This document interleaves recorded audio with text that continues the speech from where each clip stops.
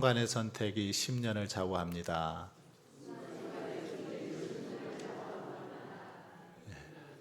많이 들어보셨죠? 순간의 선택이 10년을 좌우한다. 어떤 CF 광고이기도 했던 것 같은데요.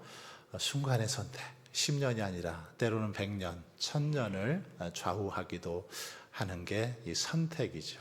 그래서 우리는 늘 어떤 기로에서, 선택의 기로에서 바른 선택을 해야 됩니다. 올바른 선택을 해야 특별히 성도로서 복된 삶을 살아갈 수 있고 또 하나님의 영광을 드러낼 수 있기 때문입니다. 오늘 우리가 배울 내용은 룻이라는 여인에 대해서 살펴보려고 합니다. 룻, 이름도 한자, 외자인데 너무나 잘 아는 그런 인물이죠. 오늘 제목을 그렇게 잡았습니다. 믿음으로 미래를 바꾼 여인 룻. 믿음으로 미래를 바꾼 여인 룻. 이 제목 속에는 선택이라는 단어가 생략이 되어 있습니다. 실은 믿음으로 이렇게 선택해서 미래를 바꿨다라는 표현을 여기다 다 집어넣어야 되는데 다 못 넣어서 이렇게 했습니다. 믿음의 선택을 통해서 자신의 미래를 바꿨던 여인이 바로 룻이라는 거죠. 우리가 잘 아는 것처럼 이 룻은 사사 시대에 살았던 이 모압 여인입니다. 이 사사기 우리가 이렇게 성경에 보면 사사기가 있죠. 사사들이 활동하던 시대, 이 시대를 사사 시대라고 합니다. 이때는 왕이 없었죠. 사사가 이렇게 통치하던 그런 시대에 모압 여인이었습니다. 이방 여인이었죠. 룻은 특별히 유대인 엘리멜렉의 아들 말론과 결혼을 했습니다. 그런데 결혼했다가 그만 남편이 죽고 과부가 되었습니다. 그 후에 그녀는 이제 어머니 나오미가 시어머니 나오미가 이제 너의 고향으로 돌아가서 새 출발해라 라고 그렇게 얘기를 하죠. 자기도 동서 역시도 과부가 돼서 두 며느리에게 돌아가서 새 출발하라고 하죠. 하지만 룻은 돌아가지 않습니다. 동서 오르바는 돌아갔지만 룻은 돌아가지 않고 시어머니를 그렇게 봉양합니다. 그래서 시어머니도 과부, 며느리 룻도 과부, 그렇게 두 과부로서 두 과부가 그렇게 살아가는 삶, 생각해 보면 정말 걱정이 앞서는 그런 삶이었죠. 고생이 환한 그런 삶이었습니다. 시어머니가, 시부모가 이렇게 다 계셔서 좀 잘 사는 집 같으면 그래도 며느리로 남아있으면 생활하는데 좀 괜찮았을 것 같습니다. 그런데 시아버지도 죽고 시어머니 혼자 남았습니다. 그리고 자기도 혼자 남았는데 끝까지 돌아가지 않고 룻은 그 시어머니를 잘 봉양했던 것을 볼 수 있습니다. 자, 오늘 본문 1번을 한번 문제를 보겠습니다. 자, 1번 우리가 읽었던 말씀이죠. 룻은 왜 고향 모압을 떠나 시어머니 나오미를 따라갔는지 살펴봅시다 했어요. 왜 고향으로 가지 않고 시어머니를 그렇게 따랐을까요? 여기 보시면 룻의 신앙의 고백입니다. 믿음의 고백이 여기에 잘 담겨 있죠. 우리가 읽었던 말씀인데 여기 다시 한번 제가 읽어보면 룻은 그렇게 고백합니다. 어머니께서 가시는 곳에 나도 가고 어머니께서 머무시는 곳에 나도 머물겠나이다. 어머니께서 가시는 곳에 나도 가고 머물 곳에 나도 머물겠다. 그러면서 어머니의 백성이 나의 백성이 되고 어머니의 하나님이 나의 하나님이 되시리니. 이어서 어머니께서 죽으시는 곳에서 나도 죽어 거기 묻힐 것이라. 만일 내가 죽는 일 외에 어머니를 떠나면 여호와께서 내게 벌을 내리시고 더 내리시기를 원하노라. 이렇게 지금 룻은 고백을 하고 있습니다. 어머니가 괜찮다. 너 아직 젊고 앞길이 창창하니까 고향으로 돌아가서 새 출발해라. 그렇게 권면을 했지만 이때 룻은 그럴 수 없다라는 것이죠. 어머니께서 가시는 곳에 나도 가겠습니다. 어머니께서 머무는 곳 어디라도 거기에 머물겠습니다. 어머니의 백성이 내 백성이 되고 어머니의 하나님이 나의 하나님이십니다.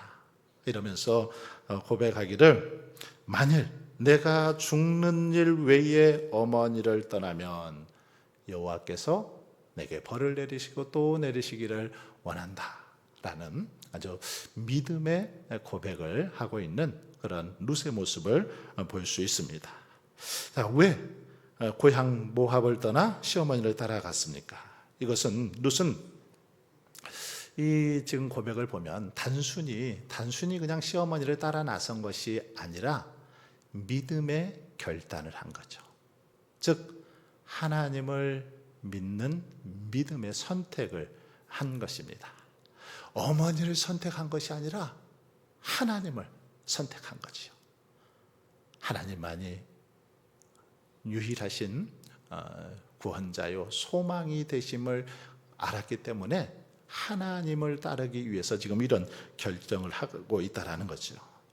그녀는 모압의 우상을 버리고 이제 이스라엘의 하나님, 정말 자신을 지키시고 보호해 주시는 하나님을 자신의 하나님으로 지금 이렇게 선택하고 있습니다.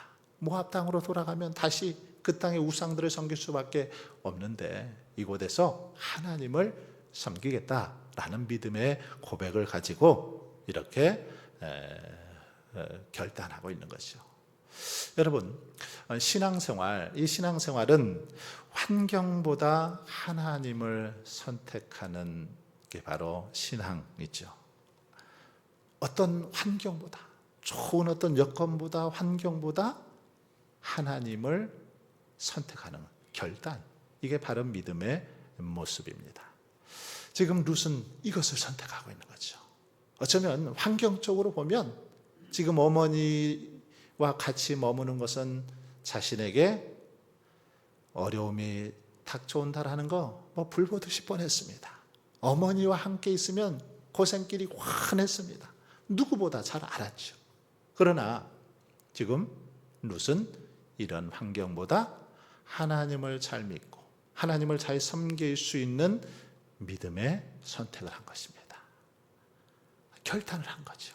그래서 한순간의 이 믿음의 선택으로 인해서 이제 룻의 인생이 완전히 바뀌는 것을 우리는 볼 수 있습니다. 자, 그 다음 보겠습니다. 2번 룻기 2장 3절에 있고 하나님은 룻의 성실한 삶을 어떻게 인도하셨는지 살펴봅시다 해서요. 같이 한번 읽어보겠습니다. 시작.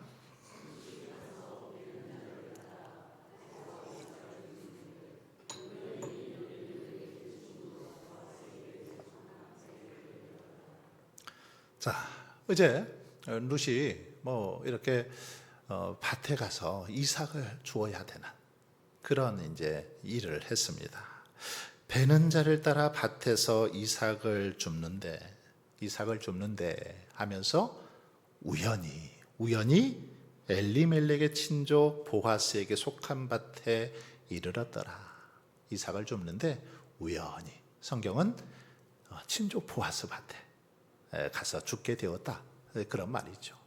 자, 성경은 오늘 그 모습을 우연이라고 말합니다. 이삭을 줍는데 우연히 보아스 밭에 가게 되었다. 이렇게 말하고 있습니다. 하지만 이게 우연일까요? 결코 우연이 아니죠. 우리 그리스도인들에게는 우연이란 없습니다. 우연은 없습니다. 우연히 어떤 일이 되어지는 것이 아니라 우리 그리스도인들은 하나님의 섭리로 보시오.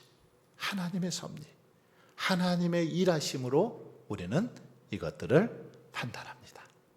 우연이라고 성경은 기록하고 있지만 하나님께서 역사해 주셔서 이끌어 주셔서 그 걸음을 인도해 주셔서 그렇게 보아스 밭에 가서 이삭을 죽게 되었다라는 것입니다.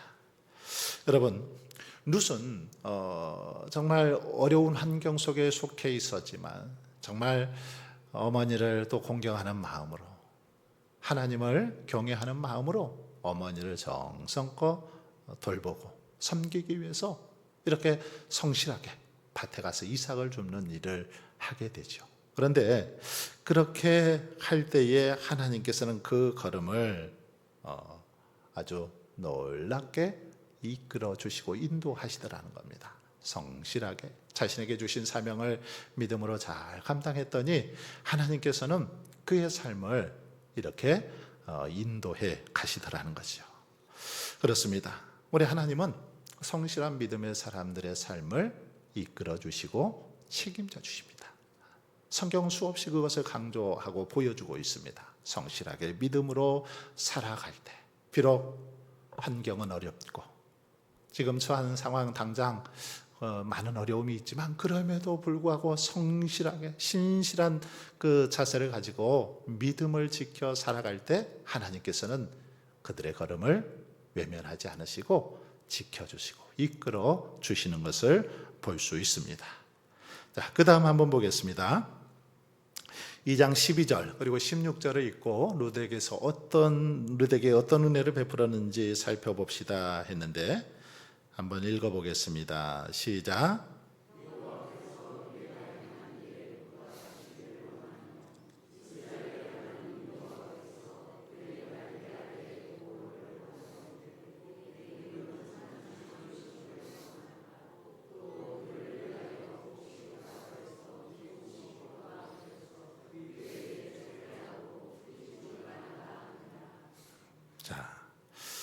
보아스는 룻에게 어떤 은혜를 베풀었습니까? 여기 보시면 이제 보아스가 룻의 그 효성을 보고 성실한 믿음의 모습을 보고 그를 이제 축복하고 있죠.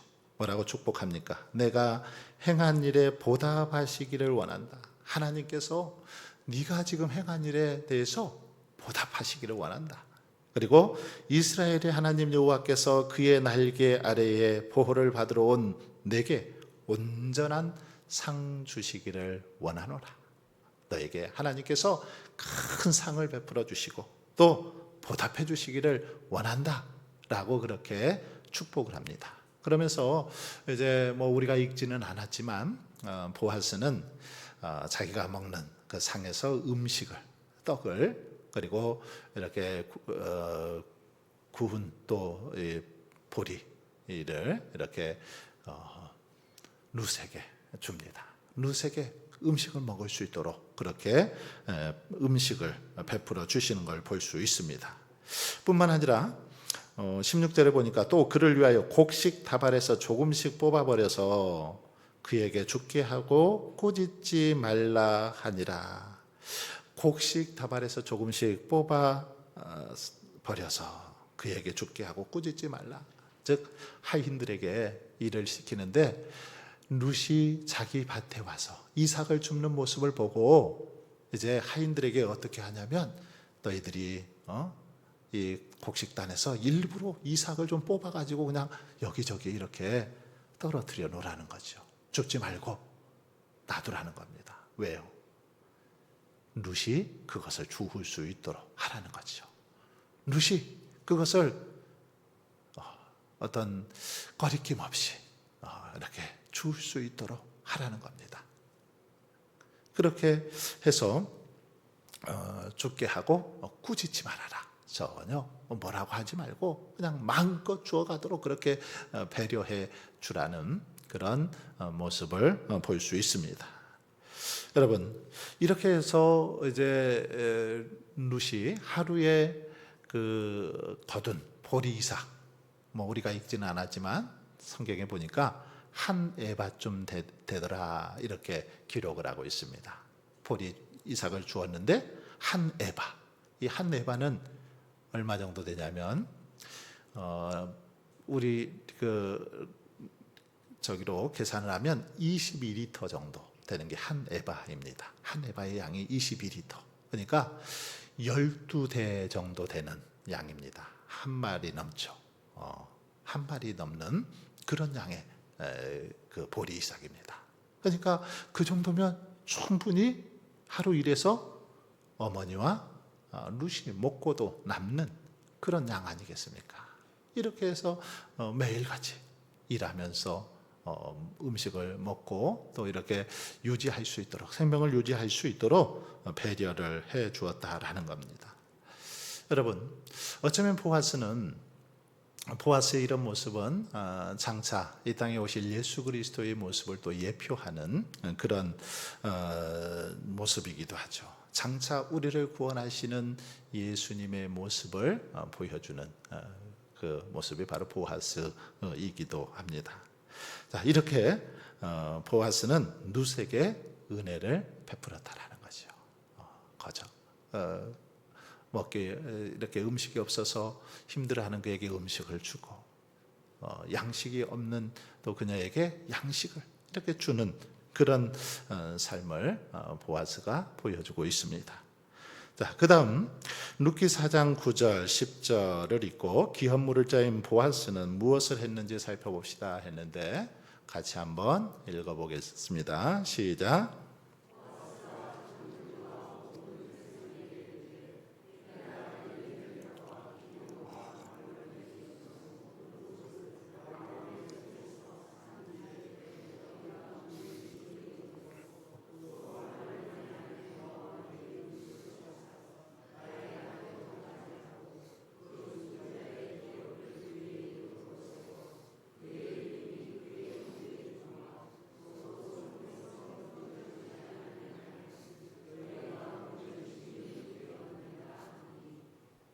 자, 여기 보시면 기업물을 짜인 보아스가 무엇을 했는지 살펴봅시다 했는데 보아스는 기업물을 짜로서 이제 그 룻과 나호미의 잃어버린 어떤 삶과 가문을 회복시켜 주는 그런 일을 한 걸 볼 수 있습니다. 레위기 25장에 보면 이 기업물을 자에 대한 이야기가 나옵니다. 기업물을 자, 이것을 히브리어로 고엘이라고 우리는 하는데 이 고엘, 기업물을 자, 기업물을 자에 세 가지 어떤 조건이 있습니다.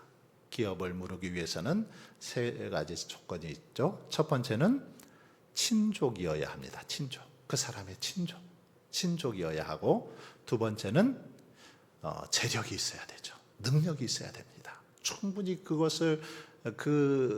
기업을 물을 만한, 그 기업을 회복시켜 줄 만한 재력, 능력이 있어야 됩니다. 그리고 세 번째는 자원함이 있어야 되죠. 아무리 친족이고 그리고 또 재력이 있어도 자원하는 마음이 없어서는 안 된다라는 거죠. 자원하는 마음으로 기업을 이렇게 물러야 되는데, 바로 이 보아스는 이제 그 룻과 나오미의 친족으로서 잃어버린 어떤 기업을 다시 회복시켜 주는 것을 볼 수 있습니다. 그래서 이제 많은 사람들 앞에서 내가 너희들의 기업물을 자가 되겠다. 그래서 너희들은 나의 증인이다 하면서 지금 이렇게 말을 하고 있습니다. 여러분, 죄로 인해서 잃어버린 인간을 구원하시는 예수 그리스도를 바로 예표하는 또 사건이 바로 이 사건이기도 합니다. 기업물을 자, 이 단어 속에는 바로 죄로 인해서 영원히 죽을 수밖에 없는 우리 인생들이지만 예수 그리스도께서 우리를 대신해서 십자가를 지심으로 우리를 구원해 주신 이 사건을 예표하는 게 바로 이 기업물을 자라는 말이죠.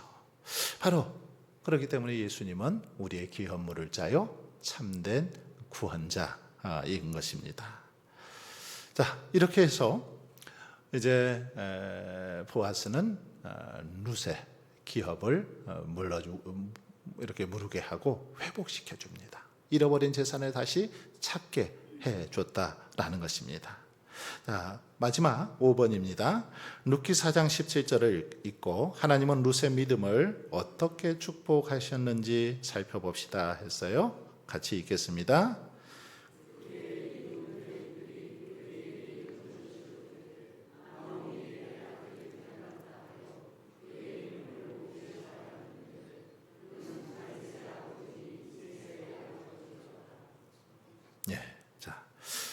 어떻게 축복하셨나 했더니 그렇게 하고 있어요. 그의 이름은 오벳이라 하였는데 그는 다윗의 아버지인 이새의 아버지였더라. 이새의 아버지를 낳게 되죠. 그래서 족보를 보면 보아스, 그리고 오벳, 이새, 그 다음에 다윗 이렇게 이어집니다. 그러니까 이 보아스와 결혼을 한 룻에게서 다윗이 태어난 거죠. 보아스, 오벳, 이새, 다윗으로 이렇게 쭉 족보가 이어지는데 증조모가 된 겁니다. 다윗의 증조모. 룻은 하나님을 경외하는 그 믿음으로 어머니와 살기를 원했고 하나님을 섬기기를 원해서 그렇게 남아서 살아갔더니 하나님께서 이런 여인을 다윗의 증조모가 되게 해주는 그런 축복을 해주시더라는 거죠. 다윗의 증조모로만 끝납니까? 그렇지 않죠. 바로 이 가문에서 예수 그리스도가 태어나는 놀라운 은혜를 베풀어 주시는 것을 볼 수 있습니다. 믿음으로 순종하고 믿음으로 선택했더니 하나님께서는 이렇게 어마어마한 큰 은혜를 룻에게 베풀어 주시더라는 겁니다. 바로 믿음으로 우리가 나아갈 때 하나님께서 주시는 축복을 이 룻기를 통해서 우리는 분명하게 알 수 있습니다. 자, 내용을 마무리하도록 하겠습니다. 첫 번째, 하나님은 하나님을 선택한 믿음의 여인이었다. 룻, 어떤 사람이냐면 하나님을 선택한 믿음의 여인. 룻의 인생을 처음으로 그렇게 표현할 수 있는 단어이죠. 하나님을 믿음으로 선택한 여인. 그의 그 믿음의 선택이 놀라운 역사를 이루어갔죠. 자, 두 번째, 같이 한번 읽어볼까요? 하나님은 그의 순종과 성실함을 축복하셨다. 그렇습니다. 하나님은 우리의 순종, 우리의 성실함을 축복해 주십니다. 성경이 많은 믿음의 사람들의 모습을 보십시오. 하나님 앞에서 성실하게 말씀에 또 순종할 때 축복해 주셨습니다. 끝으로 하나님의 구원 역사에 귀하게 쓰임 받았다. 정말 다윗의 가문에 그의 이름이 올라가고 예수 그리스도의 족보에 그의 이름이 올라가는 정말 놀라운 복을 받게 되죠. 이방 여인 과부였지만 하나님을 잘 믿고 섬겼더니 이렇게 놀라운 은혜를 부어 주시더라는 것입니다. 다시 한번 룻의 이 믿음의 모습을 묵상하면서 저와 여러분도 오늘 본문 속의 룻처럼 정말 매 순간순간 하나님께서 기뻐하시고 원하시는 믿음의 길을 선택할 수 있기를 바랍니다. 그래서 하나님 앞에 더 귀하고 아름답게 쓰임받는 저와 여러분 모두가 되실 수 있기를 주님의 이름으로 축원합니다.